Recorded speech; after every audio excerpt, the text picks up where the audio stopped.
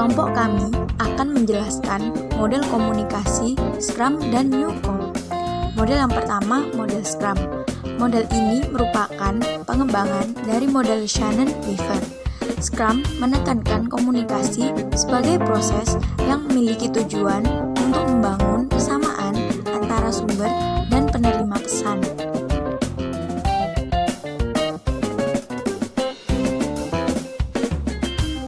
Model yang kedua, Scrum memperkenalkan konsep baru komunikasi, yaitu Field of Experience. Field Experience ini merujuk pada kesamaan latar belakang dan pengalaman antara pengirim dan penerima pesan. Bila kedua lingkaran memiliki wilayah bersama yang besar, maka komunikasi mudah dilakukan.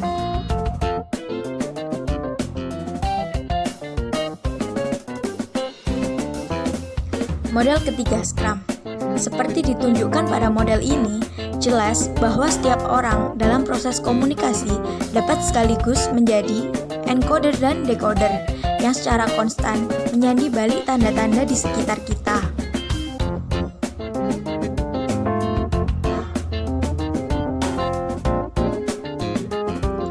Menurut Scrum, komunikasi membutuhkan 3 unsur. Unsur yang pertama yaitu sumber, unsur yang kedua yaitu pesan, dan unsur yang ketiga yaitu sasaran. 1. Sumber. Sumber bisa jadi sebagai orang yang berbicara. 2. Pesan. Pesan bisa berbentuk tinta pada kertas, dan lain-lain. Sasaran bisa berbentuk seorang individu yang mendengarkan, dan lain-lain. Kelebihan dan kekurangan model Scrum. Kelebihan model Scrum yang pertama yaitu komunikasi sirkuler memberikan kesempatan bagi kedua belah pihak untuk memberikan pendapat mereka.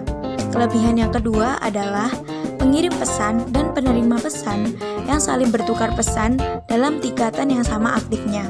Sedangkan kekurangan model Scrum yang pertama adalah model komunikasi Scrum tidak dapat digunakan dalam berbagai tingkatan komunikasi dan proses komunikasi yang kompleks. Kekurangan yang kedua, pesan yang dikirimkan dari penerima mungkin saja ditafsirkan secara berbeda.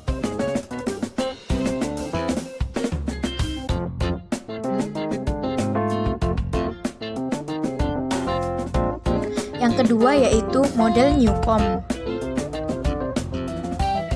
Model Newcomb diperkenalkan oleh Theodore M. Newcomb dari University of Michigan pada 1953. Dia memberikan pendekatan yang berbeda untuk proses komunikasi. Tujuan utama dari teori ini adalah untuk memperkenalkan peran komunikasi. Model komunikasi dari segi psikologi sosial yang berusaha memahami komunikasi sebagai cara di mana semua manusia dapat menjaga keseimbangan hubungan mereka. Ini adalah suatu model tindakan komunikatif dua orang yang disengaja atau interrasional. Model Newcomb ini bekerja dalam format segitiga atau sistem ABX. A yaitu sender, B yaitu receiver, dan X yaitu matter of concern.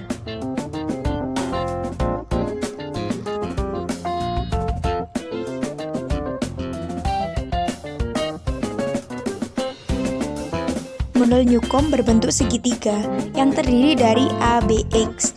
A yaitu message sender, B yaitu message receiver, dan X adalah topik. Simetri dimungkinkan karena seseorang atau A yang siap memperhitungkan perilaku seseorang lainnya atau B.